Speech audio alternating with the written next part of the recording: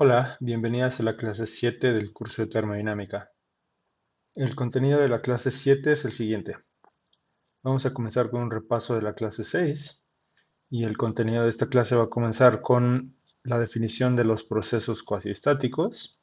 Después definiremos las capacidades térmicas y definiremos también las capacidades térmicas intensivas, que son el calor específico y la capacidad calorífica molar. Posteriormente veremos una relación entre las ecuaciones de estado, las dos que hemos visto, y las capacidades térmicas. También veremos el caso específico en el que utilizamos el gas ideal, el modelo del gas ideal y sus ecuaciones de estado. Veremos a qué nos referimos con un gas ideal diatómico.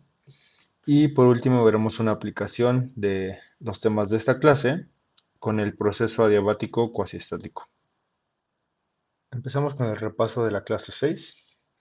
La clase pasada vimos la primera ley de la termodinámica, que en su forma diferencial es du igual a delta Q menos delta W, donde habíamos definido a la U como una función de estado que depende de las variables T y B, que llamaremos energía interna, y es función de estado porque, número uno, depende de esas variables termodinámicas, y número dos, porque se puede diseñar un experimento en el que se le mida la energía interna a un sistema y entonces es una propiedad, un parámetro físico de nuestro sistema.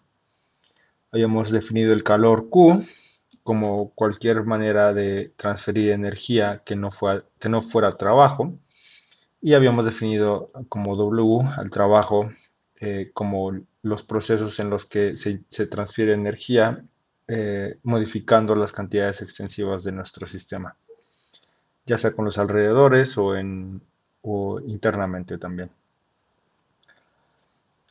El La delta U dijimos que era una diferencial exacta, no solo una cantidad infinitesimal, sino una diferencial exacta, pues U solo depende de los puntos inicial y final del proceso, mientras que dq y delta Q y delta W no eran diferenciales exactas, pues dependían de los puntos intermedios o camino por el que lleváramos al proceso de un punto inicial a un punto final. Vimos un par de ejemplos en los que eh, cambiar de un punto inicial a un punto final la energía interna daba distinta cantidad de calor y de trabajo dependiendo del proceso. Entonces, U depende del punto inicial y final, entonces du es una diferencial exacta, y Q y W dependen del proceso en cuestión, del camino de los puntos intermedios en cuestión. Por eso no puede ser una diferencial exacta, simplemente es una cantidad infinitesimal. Además, definimos el trabajo en distintos sistemas físicos. En el caso hidrostático, definimos el trabajo como P por dV. En el caso eléctrico, definimos el trabajo por unidad de volumen como menos el campo eléctrico punto la polarización eléctrica. En el campo magnético definimos la densidad de trabajo o trabajo por unidad de volumen como menos el campo magnético por la magnetización. En el sistema unidimensional de alambre elástico, definimos el trabajo como menos tau, la tensión, por la diferencial de longitud. En el caso de superficie 2D, el trabajo se definía como menos la tensión superficial por la diferencial de superficie. Y en un sistema químico, en el que se cambiaban la cantidad de partículas, el trabajo se definía como menos mu, que es el potencial químico, por una diferencial de n. Y estos fueron los conceptos que se vieron en la clase 6. Bueno, pasamos ahora a definir lo que es un proceso cuasiestático. Entonces, recordemos de la primera ley de la termodinámica, que en su forma diferencial matemática teníamos como du igual a delta Q menos delta W. Esto se leía como un cambio infinitesimal en la energía interna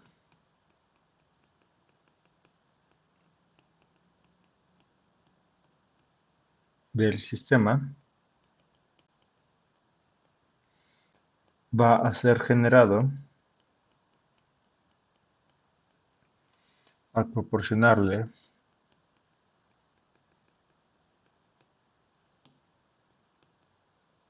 una cantidad infinitesimal de calor o de trabajo o ambas, dependiendo del proceso.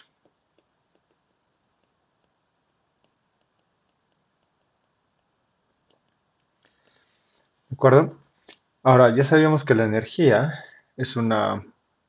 interna es una función de estado y de la ecuación térmica, de la ecuación de estado térmica, recordamos que nuestro sistema debía estar en equilibrio termodinámico todo el tiempo para que pudiéramos describirlo con nuestras variables termodinámicas.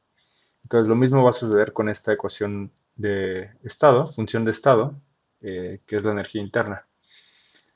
Y entonces recordemos que si había gradientes de presión, de temperatura, de densidad, o si había torcas, u ondas mecánicas, ondas térmicas, etcétera, entonces la ecuación de estado no podía ser utilizada al no existir un único valor de la presión o la temperatura. Entonces, eso lo habíamos visto para la ecuación de estado térmica y eso también va a ser válido para la ecuación de estado calórica. Pero entonces, pues cómo van a ser utilizados o cómo van a ser realizados estos procesos de los que estamos hablando en la primera ley de la termodinámica, eh, cómo van a ser realizados para que podamos describir un cambio en nuestro sistema, en nuestra función U, eh, para que sea válida esta primera ley, ¿no? Entonces, la respuesta es con los procesos cuasiestáticos. Entonces, definimos un proceso cuasiestático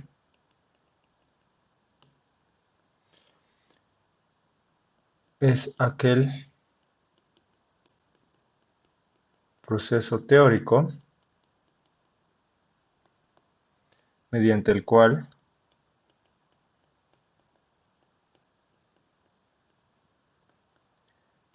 realizamos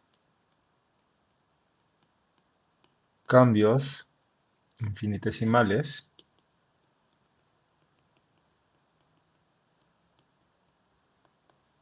en las variables termodinámicas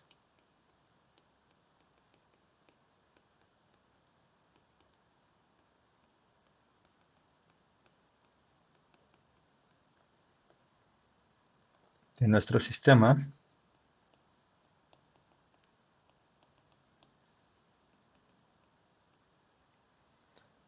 de tal manera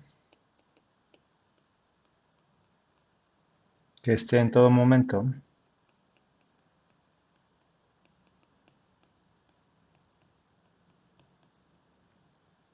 infinitesimalmente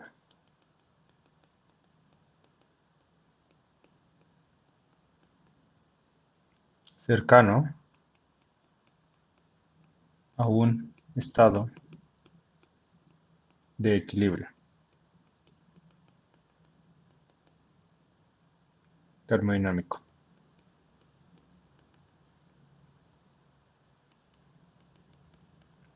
Entonces vamos a leer eso. Definimos un proceso cuasiestático como aquel proceso teórico, esto es meramente teórico, pero ahorita discutimos en qué momento puede ser práctico, aquel proceso teórico mediante el cual realizamos cambios infinitesimales sobre las variables termodinámicas de nuestro sistema, de tal manera que nuestro sistema esté en todo momento infinitesimalmente cercano a un estado de equilibrio termodinámico. Entonces, por ejemplo, imaginemos que queremos llevar a nuestro sistema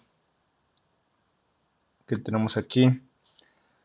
Tenemos nuestro sistema con sus paredes, puede ser paredes diatérmicas, elásticas, etcétera. Aquí no vamos a especificar qué tipo de sistema es, simplemente es un sistema en general con variables P, B y T. Imaginemos que es un sistema hidrostático, pero pueden ser cualquier conjunto de variables. Y las tenemos inicialmente en PI, BI y TI. Tenemos los alrededores de nuestro sistema con los que vamos a modificar las variables de nuestro sistema, ¿no? Entonces, los alrededores, si inicialmente los ponemos en PI, BI y TI, entonces el sistema y los alrededores van a estar en equilibrio termodinámico. Pero si entonces hacemos que nuestros alrededores tengan una presión PI más dP o un volumen BI más dV o una temperatura TI más dT, entonces va a haber un ligero desequilibrio termodinámico.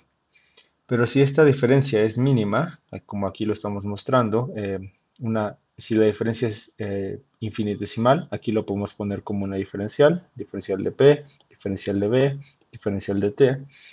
Entonces va a haber casi aproximadamente un equilibrio termodinámico entre el interior y el exterior, pero sí va a haber una, una diferencia entre las variables. Eso va a generar que haya un intercambio de calor o que haya un trabajo, pero ese intercambio de calor o de trabajo va a ser también infinitesimal, va a ser mínimo. Entonces, después de un rato, si partimos de las variables PI, BI y TI, y queremos realizar un proceso cuasi estático para llegar a las variables PF, BF y TF, entonces después de un rato, nuestro sistema va a adquirir justamente los valores PI más de P, BI más de B, TI más de T, y entonces alcanzarían el sistema y los alrededores un equilibrio termodinámico. Pero si ahora aumentamos las variables de los alrededores, PI más 2 de P, BI más 2 de B, T más 2 de T, aquí sería inicial, TI más 2 de T, entonces otra vez vamos a salir del equilibrio ligeramente y eso va a generar un intercambio de calor o de trabajo del sistema con sus alrededores y va a modificar a nuestro sistema ligeramente. Si continuamos con estos cambios infinitesimales, entonces vamos a llegar a un momento en el que nuestros alrededores van a tener un conjunto de variables PF, BF y TF, y entonces nuestro sistema, antes de llegar a ese punto final, va a tener PF menos DP, BF menos DB, TF menos DT. Y entonces en este último paso también va a haber un desequilibrio que va a empujar al sistema a intercambiar calor y trabajo con los alrededores. Y al final, después de que alcancen el equilibrio termodinámico, tanto el sistema como los alrededores van a terminar con PF, BF y TF. Entonces, esta es la manera en la que llevaríamos a nuestro sistema de PI, BI, TI a PF, BF y TF de manera cuasi estática a lo largo de un proceso cuasi estático. Entonces, el proceso cuasi estático genera que todos los estados que atraviesa el sistema pueden ser descritos por sus coordenadas termodinámicas y la ecuación de estado. Entonces, el llevar a nuestro sistema por un proceso cuasi estático genera que todos los estados que atraviesa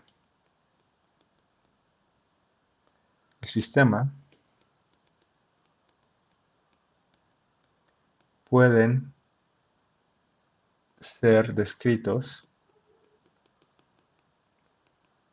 por sus coordenadas termodinámicas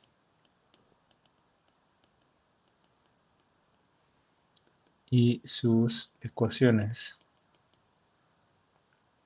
de estado.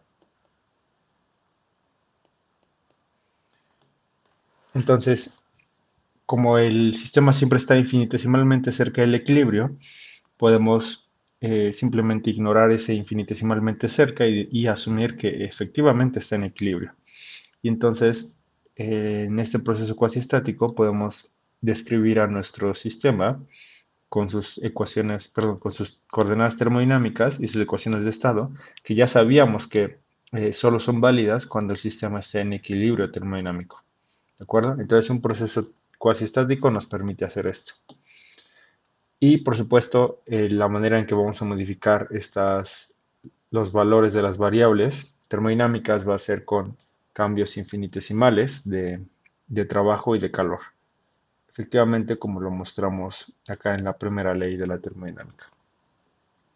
Y esto es una idealización, porque las cosas infinitesimales son teóricas matemáticas, pero experimentalmente uno puede controlar tanto como uno quiera, claro, dentro de los márgenes de error del experimento, qué tan lento se realicen los cambios del proceso. Entonces se puede considerar siempre el sistema en equilibrio termodinámico si hacemos procesos muy lentos en los que las variables cambian muy lentamente.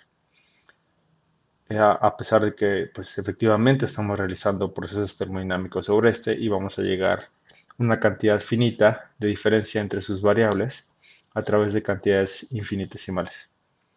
Entonces, este es el proceso cuasistático, que es ideal, pero pero prácticamente se puede llevar a cabo con una excelente aproximación.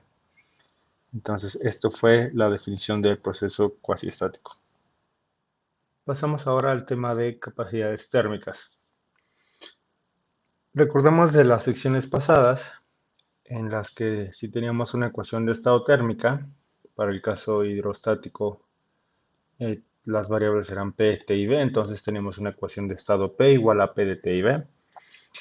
Esta ecuación de estado implicaba un conjunto de susceptibilidades termodinámicas que habíamos definido con los símbolos beta y kappa, beta siendo el coeficiente de expansión térmico isobárico y la kappa siendo la compresibilidad isotérmica. Y estas susceptibilidades representaban propiedades del sistema, propiedades termodinámicas de nuestro sistema, y las definíamos con las variaciones que tenían o que sufría una variable termodinámica cuando se cambiaba otra variable termodinámica, mientras una tercera se mantenía constante. Entonces, como ahora tenemos una nueva ecuación de estado, también vamos a tener propiedades termodinámicas de nuestro sistema, gracias a que pues, la ecuación de estado de energía interna U, gracias a que ya definimos esta nueva ecuación de estado interna. Entonces, vamos a hacer el caso general en el que nuestro sistema tiene variables termodinámicos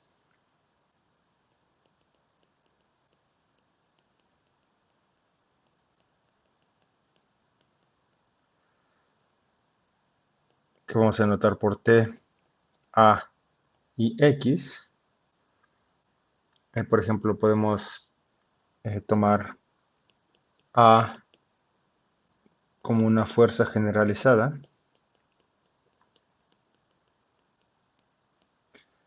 En nuestro caso hemos visto la presión, el campo eléctrico, campo magnético, tensión lineal, tensión superficial, potencial químico, y a la X el desplazamiento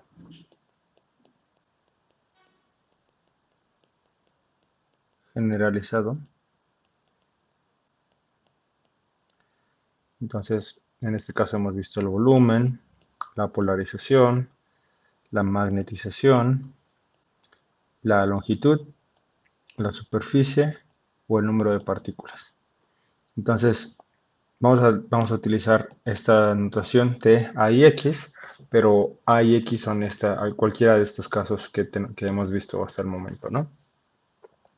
Entonces, vimos el trabajo para todos esos casos y era de una forma delta W igual a A, que es función de T y X, por una diferencial de X.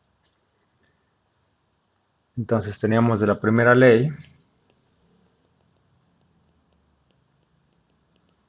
que du va a ser igual a delta Q menos A de Tx por dx. Y si despejamos la diferencial de calor, vamos a tener delta Q igual a du más A de Tx.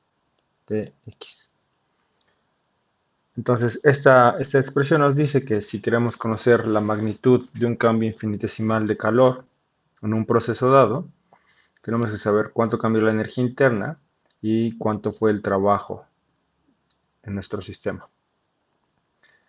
Y esta expresión ya la conocemos porque en principio conoceríamos la ecuación de estado A de T y X. Pero justamente para conocer delta Q se necesita conocer ambas ecuaciones de estado, la térmica y la calórica, U. Pero bueno, el punto aquí es que vamos a tener una diferencial de calor como función de un cambio en la energía interna y el trabajo que depende de nuestra ecuación de estado térmica. Ahora, como les decía, ya teníamos cómo es que se relacionaban las susceptibilidades gracias a que teníamos definida esta ecuación de estado. Si ahora incluimos una segunda ecuación de estado, vamos a poder definir nuevas propiedades de nuestro sistema que son similares a las susceptibilidades termodinámicas. Esa es a donde vamos, esa es la idea de la capacidad térmica, a donde queremos llegar, y vamos a ver cómo es que llegamos a esto. Entonces, aquí, si definimos, vamos a poner, se define la capacidad térmica que denotaremos por C mayúscula. Vamos a poner aquí explícitamente unas rayitas para que sepamos que es mayúscula, pero en general no la pondremos así, simplemente como una C grande, como la razón entre la cantidad infinitesimal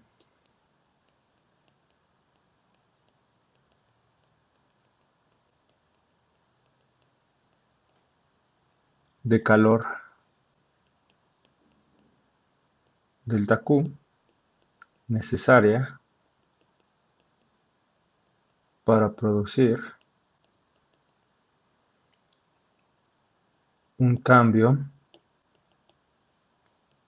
infinitesimal de temperatura dt. Y matemáticamente esto es simplemente C, se define como delta Q entre delta T. Entonces, gracias a que tenemos una nueva ecuación de estado, que en este caso es nuestra U, podemos en este caso considerar ahora al calor total como una nueva cantidad a la que le podemos sacar información. Entonces podemos medir o podemos determinar esta relación, esta razón entre el calor necesario para producir un cambio en la temperatura delta T en nuestro sistema. Esta es una propiedad física, termodinámica, ya que cada sustancia, cada sistema va a tener distintas capacidades térmicas.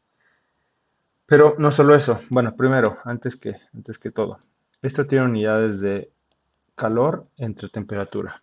Significa que es energía entre temperatura y eso se mide en joules sobre Kelvin en el sistema internacional. Entonces, esa es la medida de esta capacidad térmica. Y aquí tenemos que notar algo importante. Ya habíamos dicho que para cambiar la energía interna se necesitaba cambiar el calor y el trabajo. Pero dependían del proceso, el calor podía ser mayor o el trabajo podía ser mayor, etcétera. En este caso va a ser exactamente igual. La capacidad térmica de un sistema va a depender de cómo es que le vamos a dar ese calor para cambiar su temperatura. ¿Qué proceso vamos a utilizar para darle el calor para cambiar la temperatura? Entonces, esta capacidad térmica todavía no está completamente definida, ya que esta delta Q no está definida y depende del proceso en cuestión. Entonces, vamos viendo cómo es que vamos aclarando este concepto. Podemos tener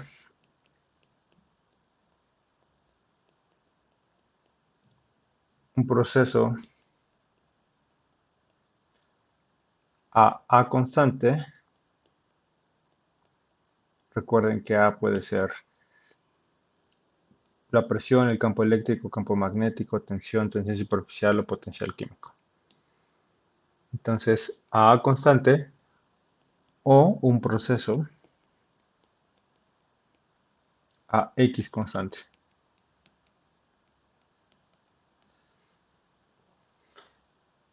Entonces tendremos dos capacidades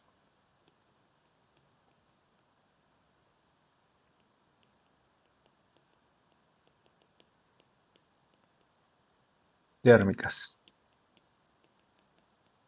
Y por supuesto no puede ser temperatura constante porque queremos variar la temperatura, ¿no? Entonces, en este caso van a tener que variar las otras variables, la fuerza generalizada o el desplazamiento generalizado. Entonces, tendremos dos capacidades térmicas que definimos como CA, en donde A se mantiene constante, y denotamos como delta QA sobre delta T, o bien Cx como delta Qx sobre delta T. Entonces, como ya sabíamos, no es lo mismo el calor intercambiado a cierta variable constante que a otra variable constante. Lo vimos en el caso del gas ideal, cómo es que dependía del proceso, se intercambiaba nulo calor o toda la energía era intercambiada por calor.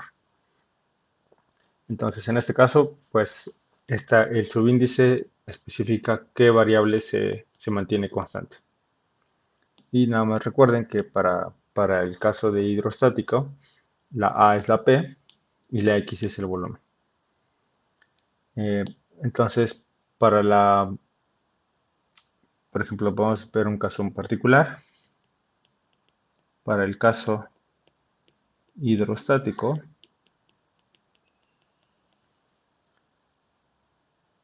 tenemos una pareja de propiedades termodinámicas, Cp y Cv, que nos cuantifican cuánto calor, cómo cambia el calor o cuánta es la cantidad de calor necesaria para cambiar cierta cantidad de la temperatura, si se mantiene la presión constante o si se mantiene el volumen constante. Entonces, Cp indica la cantidad infinitesimal de calor que sabemos que tenemos que denotar con una delta Q, subíndice P, necesaria para producir un cambio infinitesimal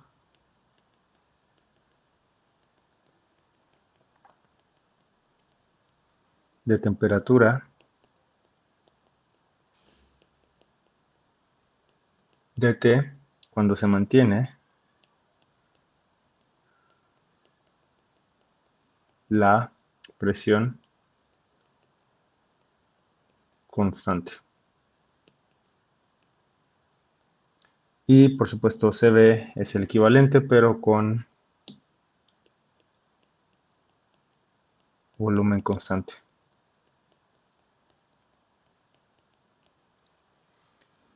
Entonces, estas dos cantidades van a caracterizar a nuestro sistema hidrostático. Dependiendo de nuestro sistema, cada sistema va a tener cierto valor de Cp y cierto valor de Cv que se puede medir en el laboratorio y que por supuesto va a tener unidades de joules sobre Kelvin. Entonces, si queremos aumentar un Kelvin, cada sistema va a requerir cierta cantidad de joules, dependiendo de si la presión es constante o el volumen es constante. Y en general para otros sistemas,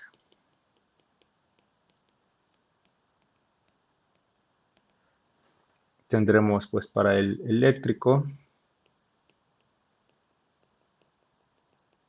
tendremos la pareja CE y CP de polarización eléctrica. Para el magnético tendremos CH y CM. Para el de la barra elástica tendremos C tau y CL. Para la superficie tendremos C sigma y C sigma mayúscula. Y para el sistema químico tendremos C mu y Cn. Y por supuesto todas van a tener las mismas unidades, solo en cada una varía cuál es la constante, la variable que se mantiene constante en el proceso. Y por supuesto también si se tienen estas cantidades, también es posible relacionarlas con las ecuaciones de estado que tenemos acá, la U y la ecuación térmica, pues porque justamente estamos viendo cómo es que varía el, el calor con dos variables manteniéndolas constantes. Y si recordamos de las susceptibilidades termodinámicas, había una manera en la que se podía relacionar la ecuación de estado con esas susceptibilidades termodinámicas. Se podía obtener la ecuación de estado integrando y dependía de las susceptibilidades qué tan fácil o qué tan difícil era la integración. Entonces, en principio, estas propiedades también nos van a permitir obtener la ecuación de estado de la energía, etc. Entonces, en una sección más adelante veremos cómo se relacionan con las ecuaciones de estado. Mientras, podemos notar que estas cantidades son extensivas y esto es porque el- la cantidad C determina la cantidad de calor para aumentar la temperatura de nuestro sistema completo y por supuesto, mientras mayor masa tenga nuestro sistema, va a requerir más calor para aumentar la temperatura. Entonces, las capacidades térmicas son extensivas y vamos a ver el caso en el que definimos una cantidad térmica intensiva. Entonces, pues vamos a capacidades térmicas intensivas. Entonces sabemos que C, B y CP son extensivas porque miden el calor necesario para aumentar la temperatura de todo nuestro sistema y nuestro sistema va a depender de la masa. Entonces son extensivas. Em, para eliminar la extensividad,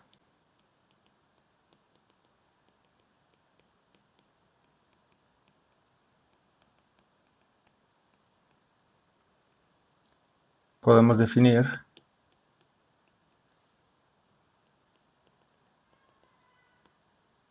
dos cantidades equivalentes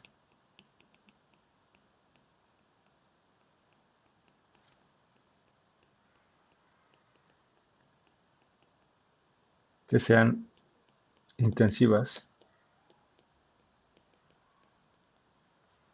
es decir, que no dependan de la cantidad de materia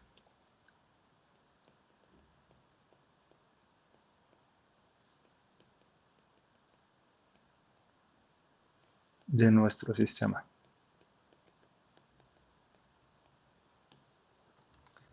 Entonces primero definimos el calor específico.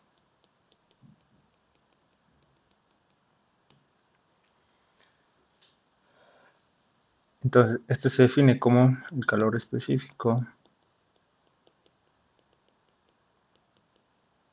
Vamos a ponerlo en verde porque es una definición. Se define como la cantidad de calor necesaria para aumentar la temperatura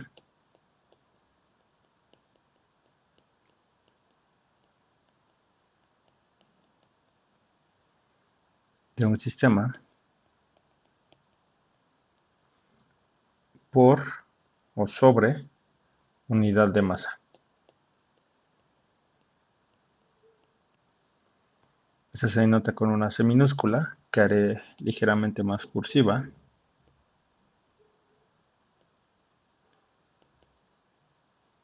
Es decir, la C grande entre la masa de nuestro sistema. ¿De acuerdo?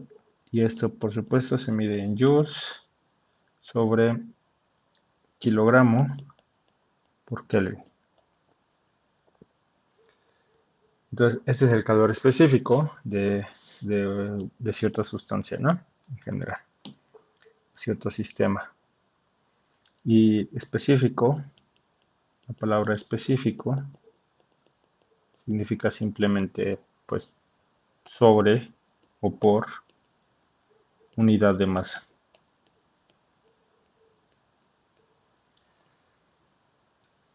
Y aquí, pues, nada más para aclarar, justamente al calor específico del agua se le conoce como caloría.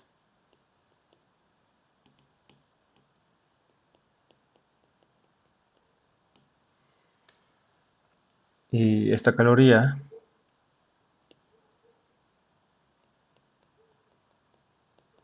se define como cantidad de calor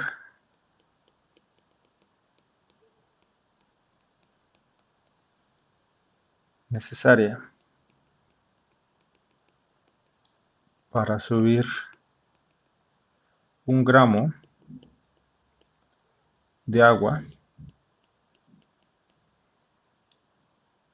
de una temperatura de 14.5 grados Celsius a 15.5 grados Celsius. Y se define así porque no es lo mismo subir 1 gramo de agua de 0 a 1 grado Celsius que de 30 a 31 grados Celsius. Entonces escogió originalmente este intervalo de temperaturas y así se define la caloría. Y justo en ese intervalo es que se definió una caloría igual a 4.1860 joules. Entonces, en ese intervalo de temperaturas es cuando son equivalentes una caloría y 4.1860 joules, su equivalente mecánico de la energía. Y aquí les pongo una gráfica que viene en el Semansky de, del calor específico del agua, medido en kilojoules sobre kilogramo sobre Kelvin. Y aquí nos podemos dar cuenta que efectivamente el calor específico no es constante, ni mucho menos, ni siquiera es lineal, sino que tiene esta curva, esta forma cóncava de la temperatura. Entonces hay una región cerca al cero en la que disminuye.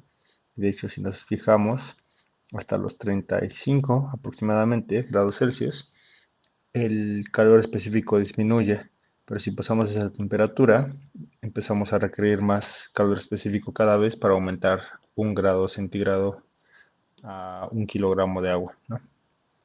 Entonces, este es el caso particular del agua, pero cada sustancia tiene su propio calor específico y tendrá su propia forma en este tipo de gráficas.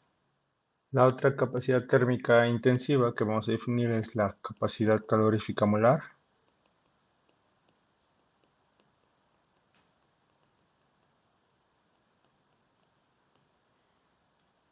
Y como su nombre lo dice, es, también se utiliza una C minúscula. Podemos incluso ponerle un subíndice n, pero vamos a dejarlo así. Se define como la capacidad térmica entre el número de moles de nuestro sistema. Y por supuesto se mide en joules sobre mol por Kelvin. Y pues se utilizó, bueno, esto en palabras es cantidad de calor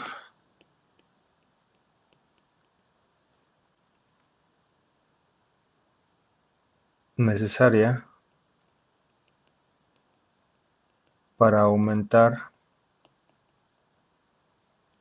1 mol de sustancia un grado o un Kelvin.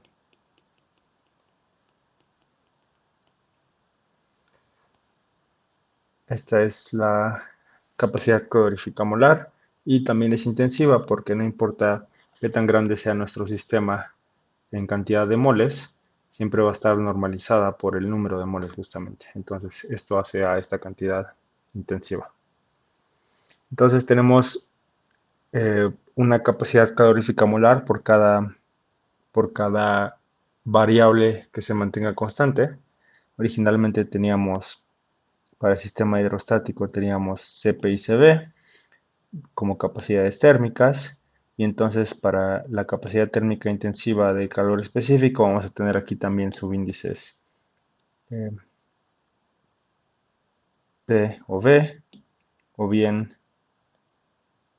acá P o V. Entonces con cada capacidad térmica tenemos un par de capacidad calorífica molar y calor específico. ¿De acuerdo? Bueno, ya que tenemos definidas las capacidades térmicas, ahora vamos a querer buscar una relación entre ellas y las funciones de estado.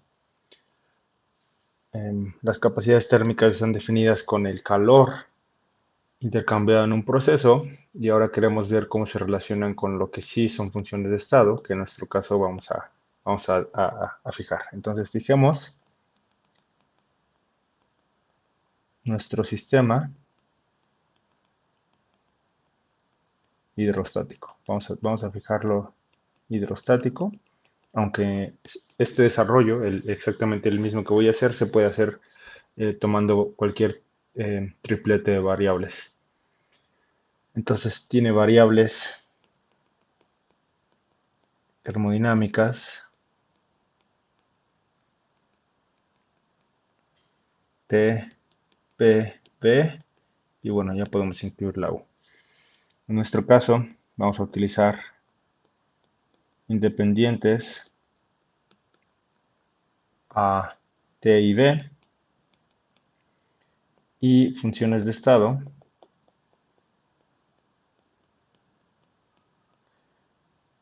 a U igual a U de T y V y P igual a P de T y V.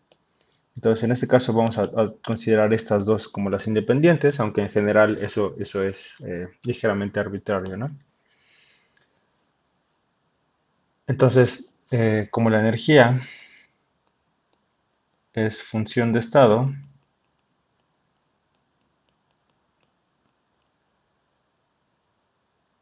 su diferencial es exacta y se relaciona con sus variables independientes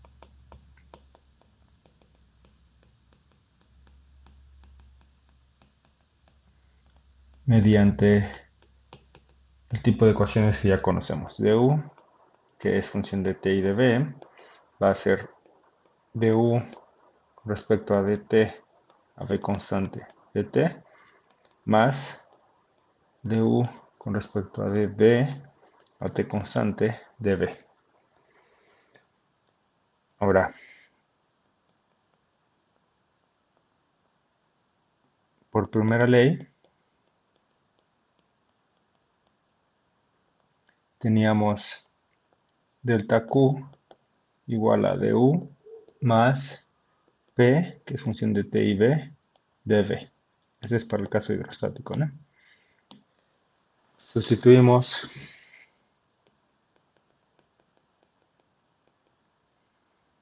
du y obtenemos dq igual a, y entonces es todo esto, ¿no? Voy a copiarlo y voy a hacer trampa. Du más P de T y V por dV.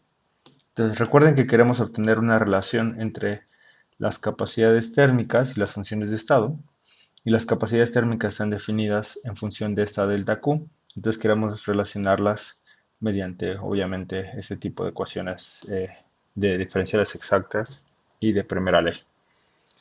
Entonces, en este siguiente paso simplemente vamos a juntar los términos de dt y de db, ¿no? Entonces, du en dt, AB constante por dt, más el siguiente par de términos.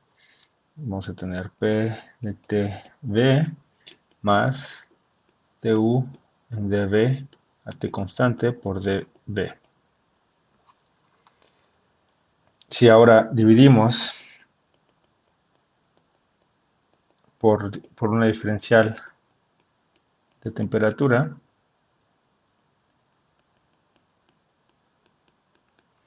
vamos a obtener C, que definimos como dq en dt,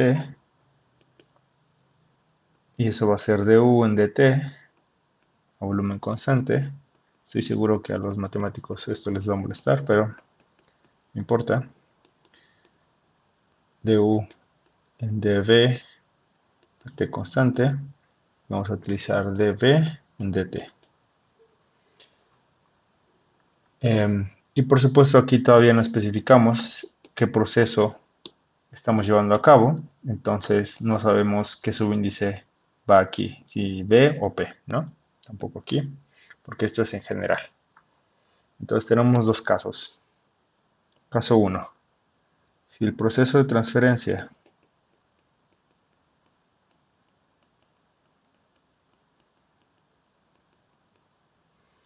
de energía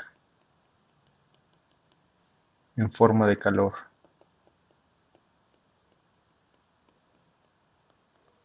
delta Q se realiza a B constante,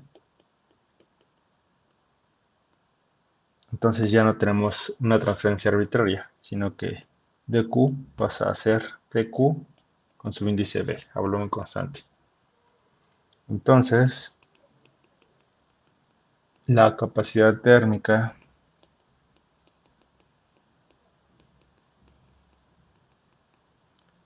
a volumen constante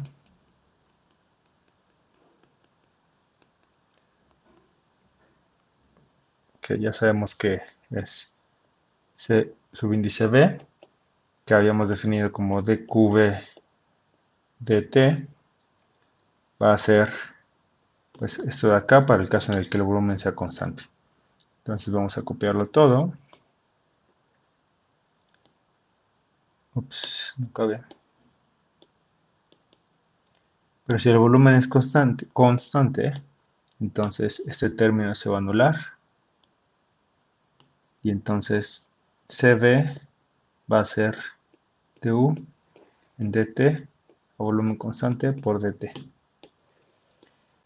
Entonces aquí tenemos una primera expresión que relaciona la capacidad calorífica a volumen constante con la función de estado de la energía interna, ¿no?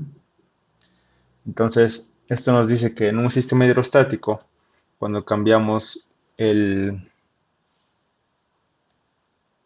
cuando cambiamos la temperatura, eso va a generar un cambio en la energía. Y si ese cambio es a volumen constante, entonces perdón, aquí ya no iba dt, y aquí teníamos dB en dt. Me disculpa.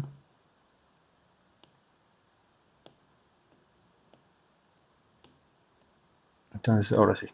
Si realizamos un cambio en la temperatura a volumen constante, eso va a generar un cambio en la energía interna de nuestro sistema hidrostático. Y así es como se va a relacionar con la cantidad de calor necesaria para aumentar la temperatura a volumen constante. Entonces, este es para el caso de sistema hidrostático. Si ahora, en nuestro caso 2, realizamos el proceso a P constante, el proceso de transferencia de energía en forma de calor, entonces tendremos que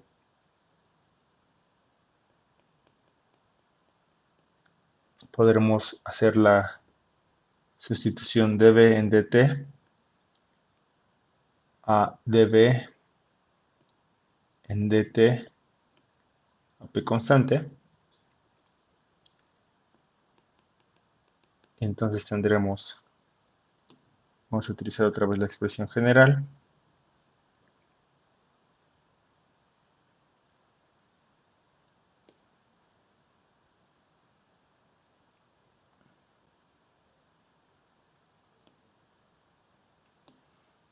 Ponemos un subíndice p, que va a ser como dqp en dt. Esto ya sabemos que es cb, entonces lo sustituimos. Y sustituimos la diferencial total por la parcial.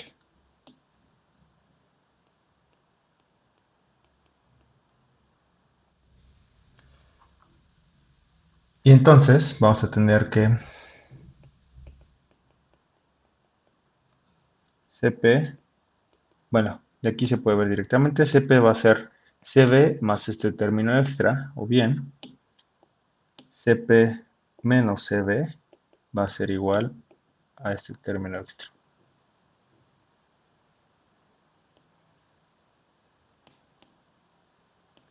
Entonces, bueno, este es el caso hidrostático, pero ahora sí que entre paréntesis, en general, este desarrollo se pudo haber hecho con cualquier triplete de variables y en general hubiéramos tenido no P y no V, sino las variables generalizadas.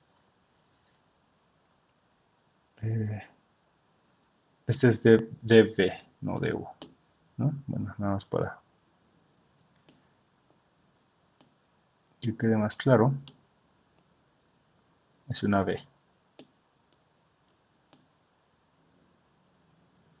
Entonces, en general vamos a tener la fuerza generalizada A y el desplazamiento generalizado X.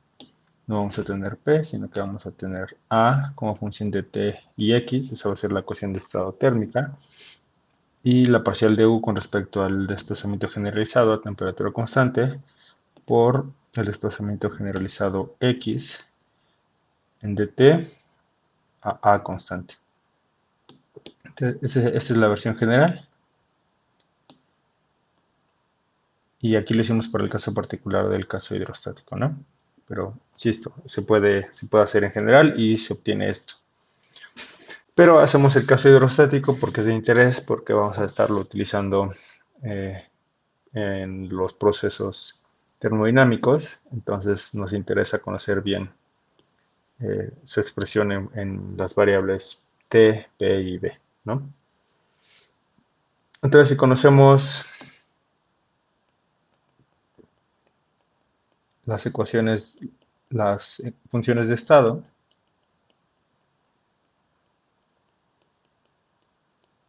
que son pues P igual a P de T y B y U igual a U de T y B, podemos obtener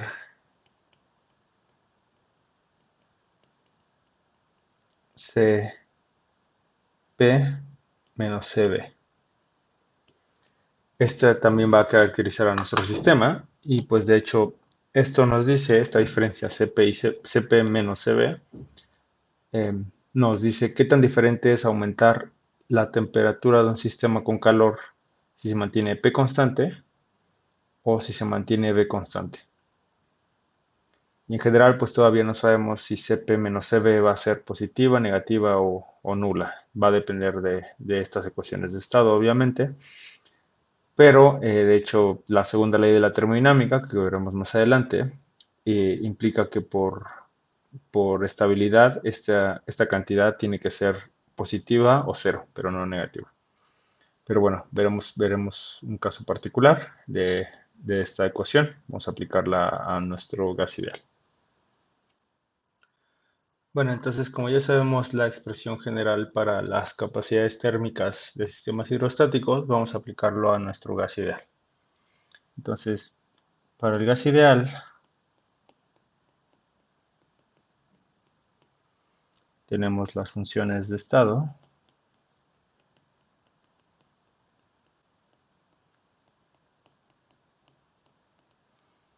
P igual a P de T y B, que va a ser NKT sobre B, y U igual a U de T y B, que va a ser 3 medios de NKT.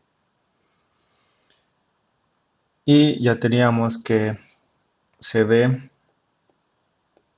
se definía como DU, no se definía, resultaba ser DU en DT a B constante. Entonces esto va a ser D en DT de 3 medios de NKT a B constante, obviamente. Y esto es simplemente 3 medios de NK. Entonces, esta es la capacidad térmica a volumen constante del gas ideal.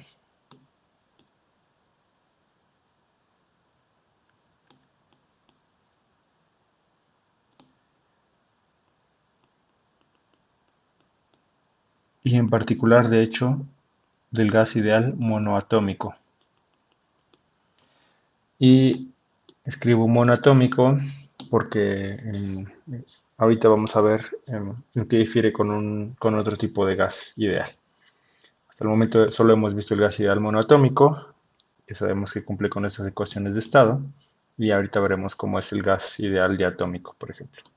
Pero bueno, dejémoslo en que esta es la capacidad térmica del gas ideal monoatómico. Y bueno, podemos obtener Cp menos Cv. Cp menos Cv. Podemos copiar la expresión general que teníamos.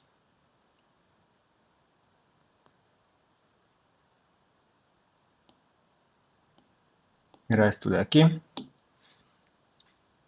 este caso nosotros tenemos para el gas ideal dB, bueno,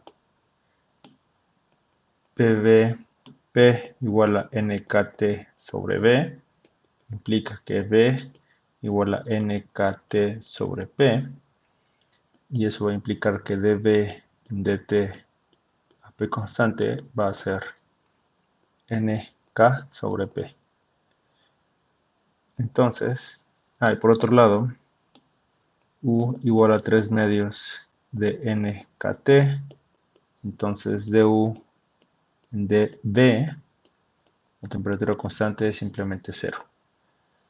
Sustituimos estas dos cantidades en nuestra ecuación y obtenemos que Cp menos Cv va a ser igual a P por NK sobre P. Esto es simplemente NK. Entonces Cp menos Cv es igual a NK, lo que implica que Cp va a ser Cv más NK, y Cv ya teníamos que era 3 medios de NK, entonces esto es simplemente 3 medios de NK más NK,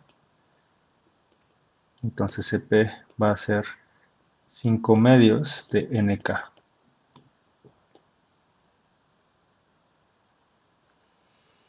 Entonces tenemos las dos capacidades térmicas a volumen constante y a presión constante para el gas ideal monoatómico.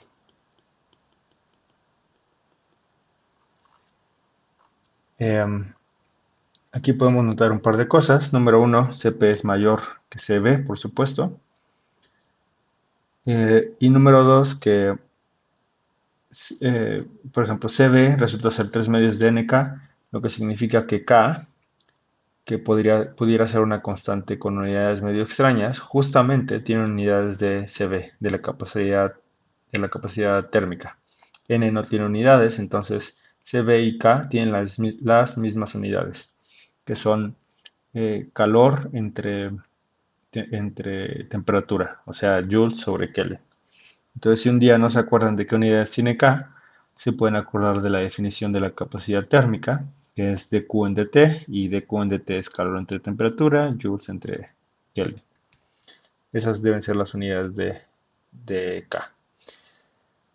Y pues en este curso utilizamos la variable n o la cantidad de partículas n mayúscula, pero en los cursos en los que se utiliza la n minúscula, esto es nr, o sea que cb es igual a 3 medios de nr, y acá lo mismo, ¿no? Cp va a ser igual a 5 medios de nr, donde n ya sabemos que es el número de moles y r es la constante K sobre el número de moles, ¿no? Por número de moles. Entonces, también acá Cp menos Cv va a ser igual a nr simplemente. Entonces, esa es la segunda forma en la que se expresa el, cuando la variable, el número de partículas no es, cuando no se tiene el número de partículas, sino el número de moles. Y entonces, bueno, de aquí sacamos pues ese par de datos, ¿no? Como nk es mayor que cero, entonces Cp es mayor que Cv. Es decir, se requieren más joules en el proceso de transferencia de calor de Qp a presión constante y de menos joules en el proceso de transferencia de calor delta QB a volumen constante. Eso para cambiar la temperatura del gas ideal. Una misma cantidad de T. ¿Y eso por qué es? Pues porque si tenemos aquí, por ejemplo, este esquema que habíamos hecho en la clase 3, en la que teníamos volumen constante, entonces tenemos paredes rígidas, gas ideal dentro, y lo calentamos. Entonces aquí tenemos una pared diatérmica, pero que también es rígida. Entonces si calentamos a nuestro sistema, eh, todo el calor se va en aumentar la temperatura.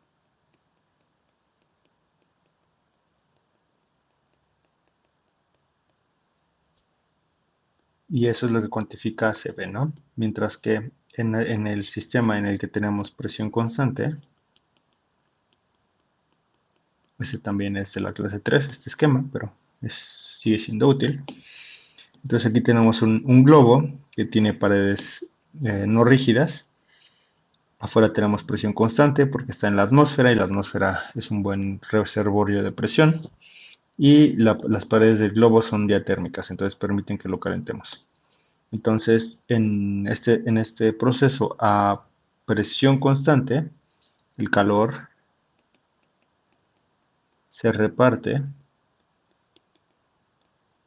en 1, aumentar la temperatura,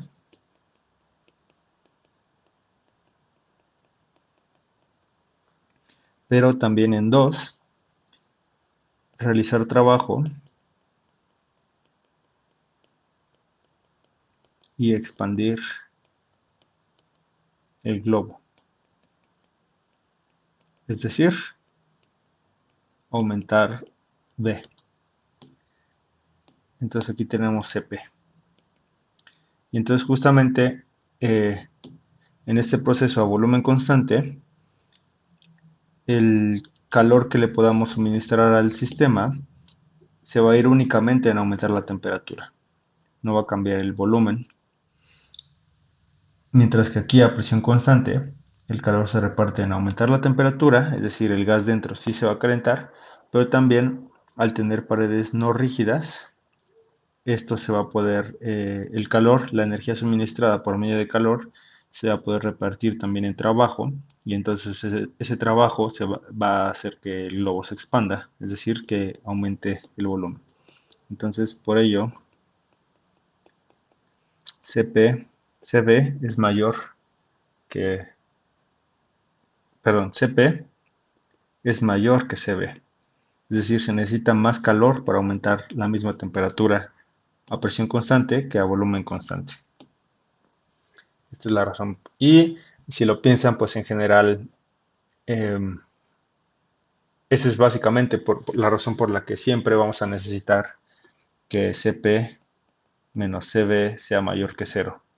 Porque obviamente si mantenemos fija la fuerza generalizada, vamos a, em, vamos a tener este caso en donde el calor se va a repartir entre las dos, tanto temperatura como volumen, o desplazamiento generalizado, mientras que si mantenemos fijo el desplazamiento generalizado, entonces el calor solo se reparte en la temperatura. Entonces, esta es la razón para el caso particular, pero si lo piensan, lo podemos extrapolar para cualquier sistema físico y esto siempre se va a cumplir o se va a mantener. Esto es mayor o igual que cero. Esa es la razón por la que sucede. Es intuitivo, pero en la segunda ley nos dice matemáticamente por qué, por qué sucede. Bueno, ahora vamos a querer continuar con nuestro tema para obtener una relación o la relación de la primera ley de la termodinámica para el gas ideal, expresada en términos de CB y CP. Entonces, lo que vamos a hacer aquí es partir de esta ecuación que ya habíamos obtenido, que es justamente la primera ley en términos de las funciones de estado. Y en general, esto va a ser simplemente, habíamos visto que era CB, y para gas ideal, este término de aquí era cero. Entonces, la primera ley para gas ideal, vamos a escribir acá,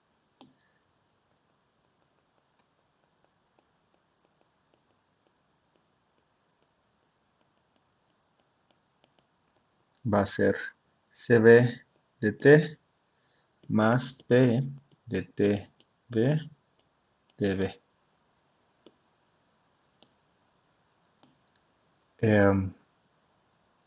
Donde ya sabemos que P es NKT sobre B. Ahora, bueno, si quieren lo podemos escribir explícitamente, CB de T más NKT de B sobre B. Entonces, si se fijan, tenemos como variables a T y a B. Pues escogimos desde un inicio que esas fueran nuestras variables justamente. Y CB pues va a ser nuestra capacidad térmica, volumen constante de nuestro sistema. Y la dejamos expresada así porque esta puede variar dependiendo del gas ideal. Para el gas ideal monoatómico ya vimos cuánto era, 3 medios de NK, pero para diatómico eso va a cambiar. Entonces por eso para gas ideal en general lo vamos a dejar expresado así. Entonces si se fijan, aparecen la variable T y la variable B y aparece CB.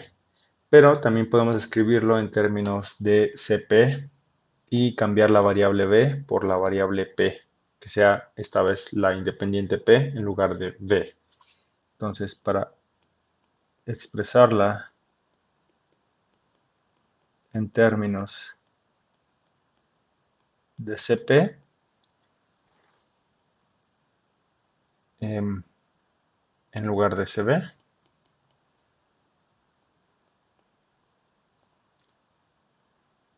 cambiaremos de variable independiente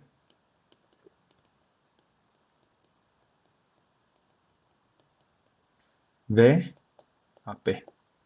Entonces, podríamos partir otra vez desde un inicio y decir que tenemos las funciones de estado U de T y P y V de T y P. Pero como ya estamos aquí, podemos hacer un truco. Entonces, hacemos truco. Tenemos PV igual a NKT. Entonces, sacamos la diferencial de ambos lados. Como son variables de estado, entonces vamos a tener diferenciales exactas. Y vamos a tener P de V más B de P. Esta es regla de la cadena, regla de Leibniz.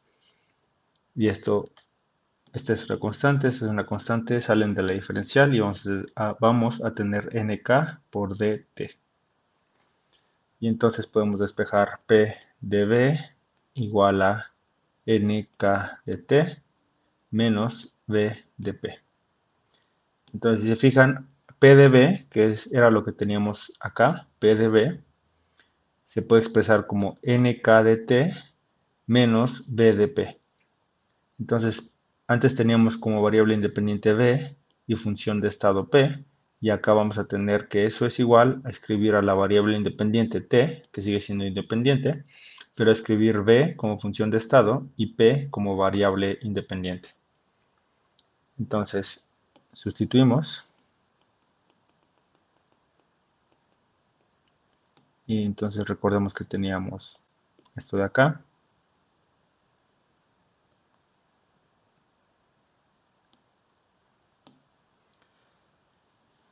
Sustituimos y eso va a darnos CB de T más esto de acá. En lugar de escribir PdV, escribimos esto. Juntamos los términos similares de dt. Eso va a ser CB más NK por dt menos V de P. Pero CB más NK ya sabíamos que era para el gas ideal CP. Entonces esto es simplemente CP de T menos V de P. Entonces esta es la primera ley, nuevamente, del gas ideal, pero en términos de CP y donde ahora esta vez las variables son T, las variables independientes van a ser T y P. Entonces estas son las dos maneras de expresar la primera ley para gas ideal. Esta y esta de acá.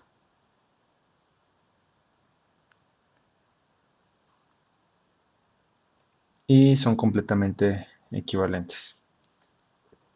Ahora, les digo que dejamos expresado CP y CB de manera general porque va a depender del gas ideal en cuestión, si es monoatómico o diatómico. Entonces vamos a ver cómo es que el hecho de considerar un gas ideal diatómico va a afectar a nuestra ecuación de aquí.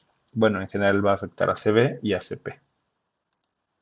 Bueno, vamos a ver qué diferencias tiene el gas ideal monoatómico con el gas ideal diatómico. Entonces, habíamos estado utilizando en el curso el modelo del gas ideal monoatómico, aunque no les había dicho, en el que teníamos pues justamente una caja con pelotitas puntuales que podían moverse libremente en las tres direcciones del espacio, ¿no? Entonces teníamos como grados de libertad teníamos las tres direcciones de velocidad, entonces teníamos 3 grados de libertad y habíamos obtenido la energía interna para el gas ideal monoatómico como U igual a 3 medios de NKT. Ahora, bueno, ejemplos de este tipo de gas monoatómico son gas de helio, neón, argón e incluso de sodio y mercurio. Estos tres gases, como podrán notarlo, son nobles, entonces no requieren de estar, un átomo no requiere, de hecho, no le gusta estar con otros átomos unidos, entonces pueden estar en gas así, en gas monoatómico, un solo átomo. Sin embargo, para el modelo del gas ideal diatómico, vamos a tener una diferencia. Vamos a tener nuevamente una caja con pelotitas eh, moviéndose, solo que esta vez las pelotitas no van a estar solas, sino que van a estar unidas entre sí en parejas. Entonces, pues en este caso pueden estar unidas con cualquier tipo de interacción. Las moléculas se unen entre sí con interacción electromagnética, entonces pues pueden asumir que es ese tipo de interacción, pero no van a verse entre sí. Entonces, si bien entre cada par de pelotitas están unidas, cuando una pareja se acerca a otra no se ven. Entonces, esa es la suposición de este modelo de gas ideal diatómico. Y microscópicamente lo que vamos a tener es que las pelotitas están unidas con algún tipo de enlace electromagnético, solo que esta vez tienen tres direcciones de velocidad, se pueden mover en cualquiera de las tres direcciones del espacio, pero además tienen un par de grados de libertad extra, que son los correspondientes a las rotaciones que puede tener esta molécula. Entonces, si se fijan, ahora no solo se va a poder trasladar este par de átomos, sino que además pueden rotar. Y por supuesto podemos hacer una rotación en cualquiera de las tres direcciones. Aquí marco los tres ejes principales de rotación.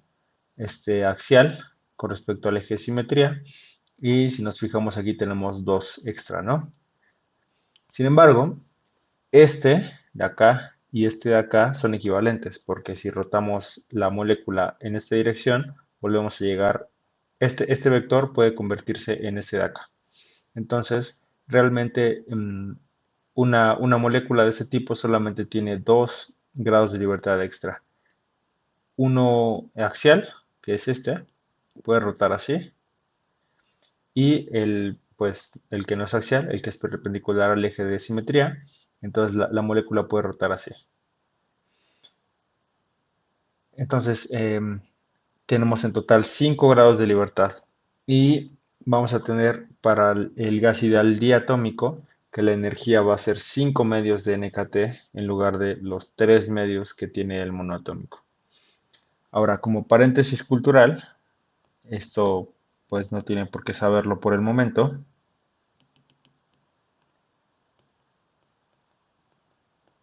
pero vamos a mencionarlo.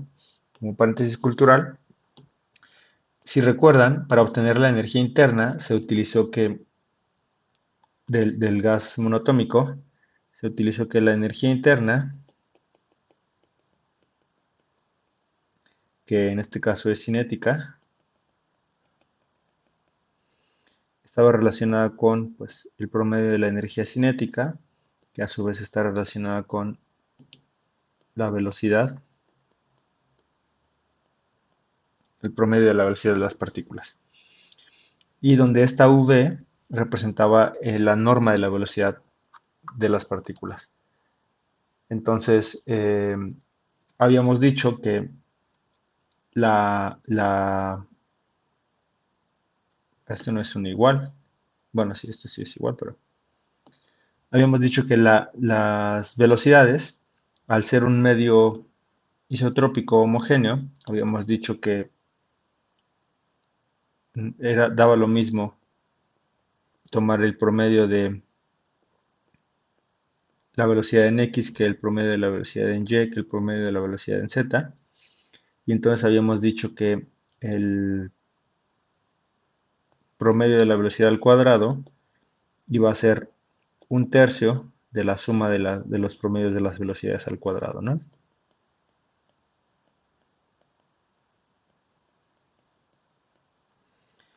Y entonces, si se fijan, esta velocidad al cuadrado, que a final de cuentas era la energía interna, se reparte entre las tres direcciones de igual manera. Tienen el mismo peso, si así lo quieren ver. Cada dirección tiene un tercio de la energía interna. Sin embargo, esto es para el caso monoatómico. Pero para el caso diatómico, ahora ya tenemos 2 grados de libertad extra. Entonces tenemos Vx, Vy y Vz, pero también tenemos omega 1 y omega 2, que son las velocidades o frecuencias angulares en las que puede girar nuestra molécula. Entonces tenemos dos direcciones, entonces podemos llamarle esta omega 1 y omega 2. Entonces, la energía interna que en este caso va a ser también la energía cinética, se va a repartir de igual manera en las 5, entre los 5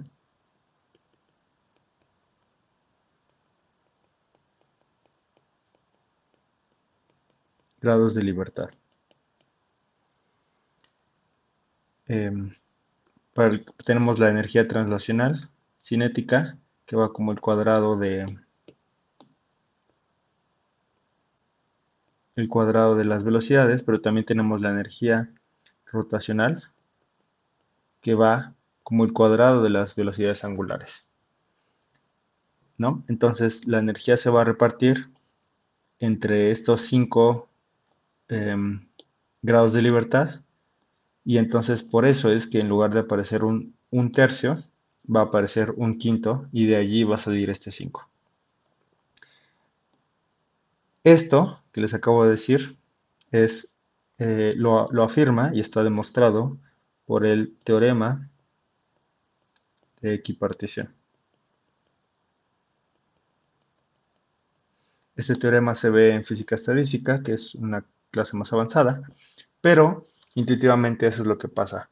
La energía cinética no se va a repartir uniformemente solo en 3 grados de libertad, sino en 3 más 2, que va a dar 5 grados de libertad. Por eso de allí sale este 5, y entonces el teorema de equipartición más formalmente nos dice que cada grado de libertad que contribuya cuadráticamente a la energía generará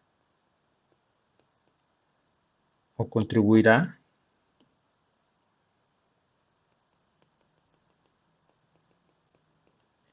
a la energía interna un medio de nkt. Entonces cada grado va a contribuir un medio de nkt. Si tenemos 3 grados vamos a tener 3 medios de nkt, pero si tenemos 5 grados de libertad vamos a tener 5 medios de nkt. Entonces este es un paréntesis cultural, y que van a ver con más calma en física estadística, pero es útil que lo tengan presente, y es una buena curiosidad. Pero bueno, entonces, ya que tenemos esta ecuación, esta función de estado de la energía interna para el caso de diatómico, entonces gas ideal diatómico tiene 5 medios de nkt. Y entonces la capacidad térmica a volumen constante va a ser, como ya habíamos visto, du en dt a B constante, y esto es 5 medios de nk para gas ideal diatómico.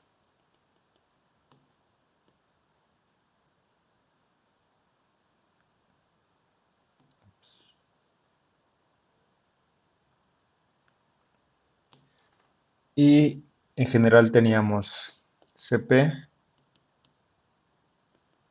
igual a Cv más Nk para un gas ideal en general.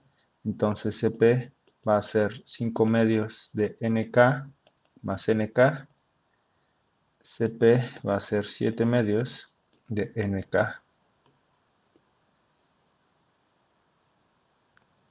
para gas ideal diatómico. Entonces por eso era necesario que en el desarrollo pasado especificara que Cv igual a 3 medios de Nk era para monoatómico, y Cp igual a 5 medios para monoatómico también, y para diatómico tenemos estas dos capacidades térmicas a volumen y a presión constante. Y como ya les había dicho, pues la diferencia surge de que esta vez tenemos un par de grados de libertad extra en nuestro gas ideal diatómico. Y nada más me faltó decirles que como ejemplo del gas ideal diatómico tenemos gases de hidrógeno, que es dimolecular, una molécula diatómica, mejor dicho, oxígeno, nitrógeno, etcétera. Cualquier tipo de gas que le guste estar en moléculas de dos átomos y que esté diluido, por supuesto. Entonces, en general, modificaciones al gas ideal, pues modificarán Cb y Cp por lo mismo. Si, por ejemplo, disminuyéramos las dimensiones de este gas ideal a 2 o a 1, gas ideal unidimensional o bidimensional, entonces tendríamos energías internas distintas, ¿no?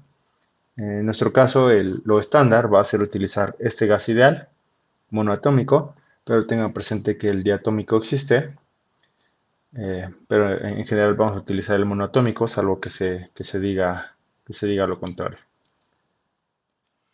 Y bueno, para redondear esta diferencia con el gas ideal diatómico, pues tenemos que aumentar ambas capacidades térmicas. Em, la capacidad térmica de aquí a volumen constante es 5 medios de Nk, lo que significa que Cb diatómica es mayor que Cb monoatómica, y eso significa que se requiere más calor para aumentar la temperatura del gas diatómico que del gas monoatómico. Y eso es debido a esto, ¿no? Que justamente si le damos calor a esto, se está repartiendo en más grados de libertad, no solo en el movimiento traslacional de las moléculas, sino también en la rotación. Y como la temperatura es una unidad de la energía interna, entonces em, por eso es que cuesta más calor aumentar la temperatura, porque cuesta más calor aumentar la energía interna total, ya que la energía se está repartiendo entre más grados de libertad, traslación y rotación. Por eso es que en este caso Cb diatómico va a ser mayor que Cb monoatómico y también Cp diatómico va a ser mayor que Cp monoatómico. Y esa es como una manera en la que podemos caracterizar a nuestros sistemas termodinámicos, justamente porque esta cantidad nos dice cuánto calor necesitamos para aumentar la temperatura de un sistema. Y pues podemos medirlo experimentalmente para caracterizar a nuestro sistema, o podemos hacer modelos, como hicimos ahora, en el que si se tienen las funciones de estado, pues podemos medir o podemos obtener una expresión algebraica para estas cantidades. eh, y pues comparar con el experimento. Bueno, por último vamos a ver una aplicación en donde intervienen estas capacidades térmicas, y esta aplicación va a ser el proceso adiabático cuasi-estático. Entonces vamos a tener aquí un pistón con un émbolo móvil, paredes adiabáticas, dentro vamos a tener un gas ideal y vamos a tener variables T, P, V. Sabemos que podemos comprimir el sistema o expandirlo, y entonces lo vamos a hacer mediante un proceso adiabático. Entonces vamos a definir un proceso adiabático. Es aquel en el que no existe intercambio de calor entre nuestro sistema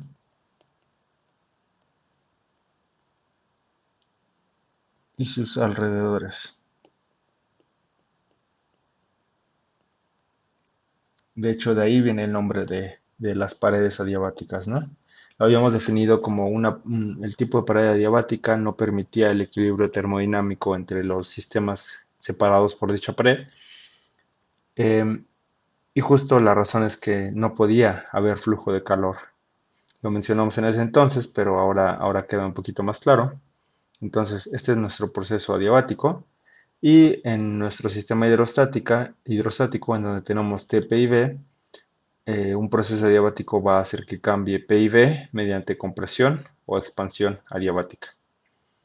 Compresión es para disminuir el volumen del sistema y expansión es para expandir o aumentar el volumen del sistema. Ahora teníamos dos maneras de escribir la primera ley. Para gas ideal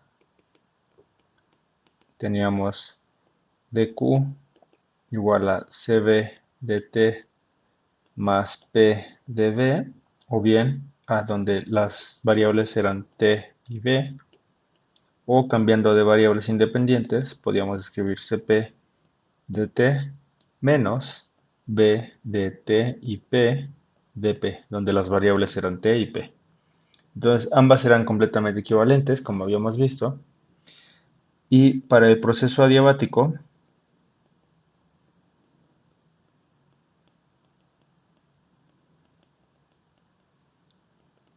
sucede que dQ es cero, porque el calor es cero en todo momento, entonces cualquier diferencial de calor va a ser cero. Y entonces vamos a tener, vamos a escribirlo cero, igual a, vamos a escribirlo de esta manera, P dV igual a menos CB dt, es decir, pasamos este término del lado izquierdo, y la otra ecuación nos va a dar B dP igual a Cp dt. Pasamos este término del lado izquierdo también. Despejamos dt de ambas ecuaciones. Entonces la primera nos va a dar menos 1 sobre Cb P dV igual a dt. Y la segunda nos va a dar 1 sobre Cp V dP. Como ambas son igual a dt, podemos igualar ambas ecuaciones, ¿no? Entonces tenemos esto de aquí. Y pasamos dependencia de P al lado izquierdo.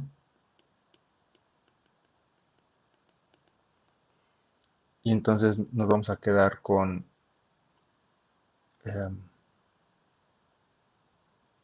bueno, vamos a pasarlo al lado derecho, mejor dicho.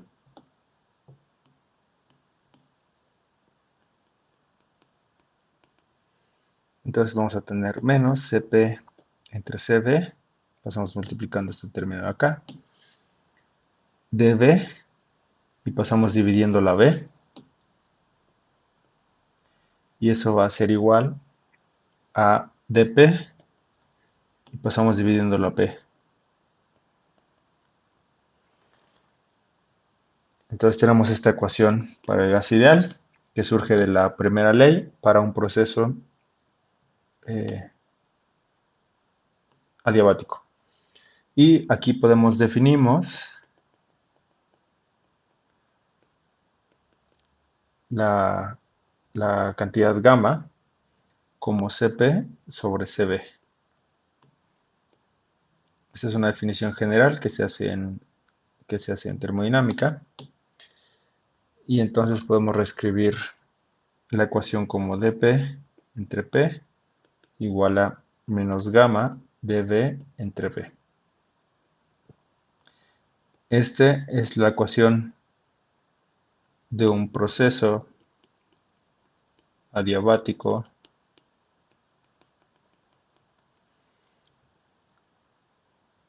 para sistema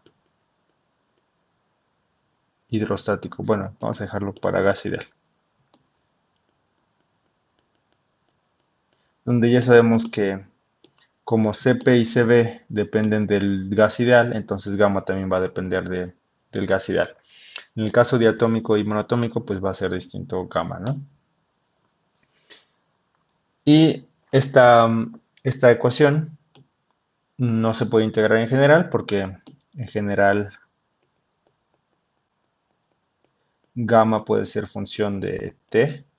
Como sabemos, t es función de p y v. Entonces, aquí deberíamos tener, si quisiéramos integrar, vamos a tener una variable una función de b y entonces deberíamos poder conocer gamma para poder integrar, ¿no? Entonces en general no se va a poder hacer directamente, pero si nuestro proceso adiabático em, genera cambios pequeños en t,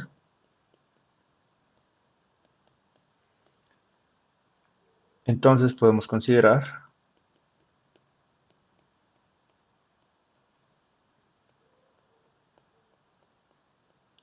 gamma como constante. Y entonces sí podemos integrar directamente, ¿no? Entonces tenemos dp entre p igual a menos gamma db entre b. Integramos de p0 a p. Pasamos a las variables primadas para integrar. De b0 a b pasamos a variables primadas. Y esta integral es directa. Esto nos va a dar logaritmo de p entre p0 igual a menos gamma logaritmo de b entre b0. Esta gamma, sabemos que el logaritmo mete factores eh, al exponente de las variables de adentro. Entonces vamos a tener logaritmo de p entre p0 igual a menos logaritmo de b a la gamma sobre b0 a la gamma. Y entonces podemos pasar las variables del lado izquierdo y las constantes iniciales del lado derecho.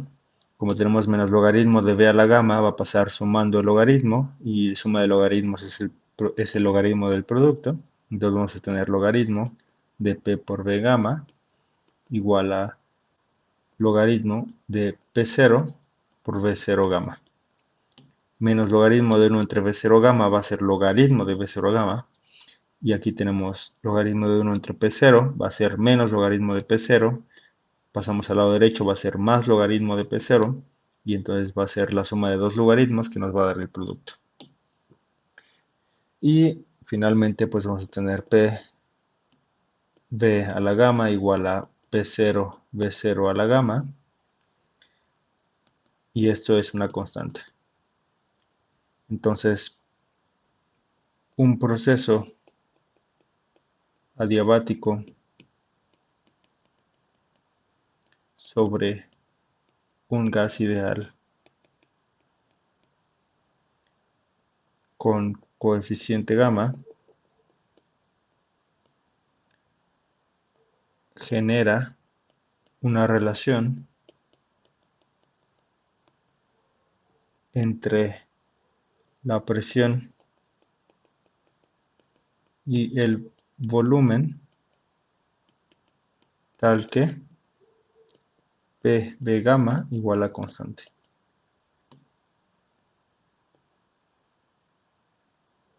Entonces, esta es una ecuación de un proceso adiabático sobre un gas ideal.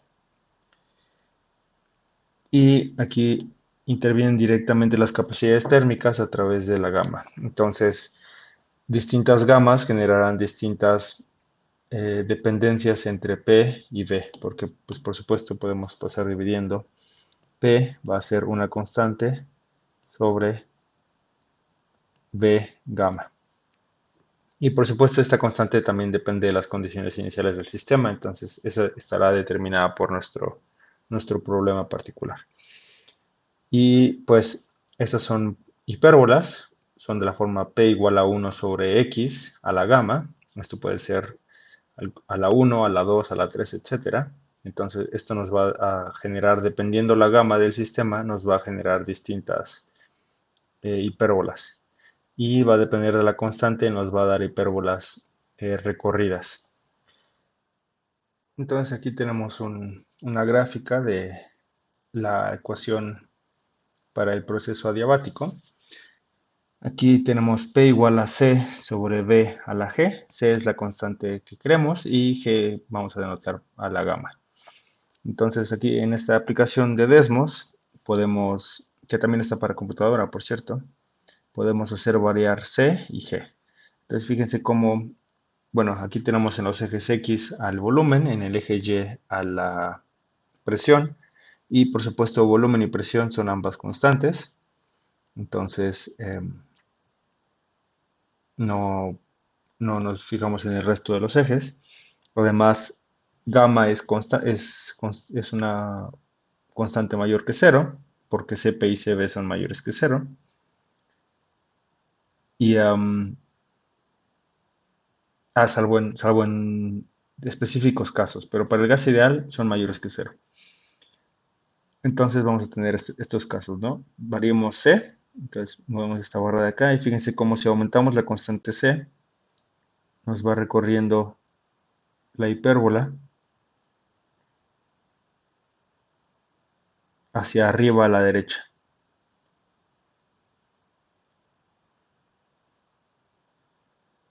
Y a C constante, si variamos G, nos aplana la hipérbola hacia abajo y la hace más perpendicular hacia arriba. Entonces, las condiciones iniciales que establecen a C y las propiedades del sistema que establecen a G van a hacer que nuestra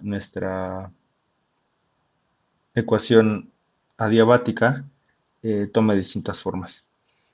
Y entonces una compresión o una expansión adiabática del gas ideal va a ser descrita por una curva distinta.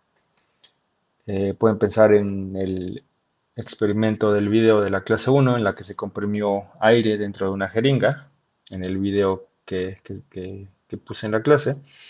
Ese aire dentro va a tener determinada C y determinada G, y entonces si se pudiera medir experimentalmente la presión a distinto volumen y si el proceso fuera diabático, entonces podríamos hacer este tipo de curvas y corroborar con lo que tenemos teóricamente, ¿no?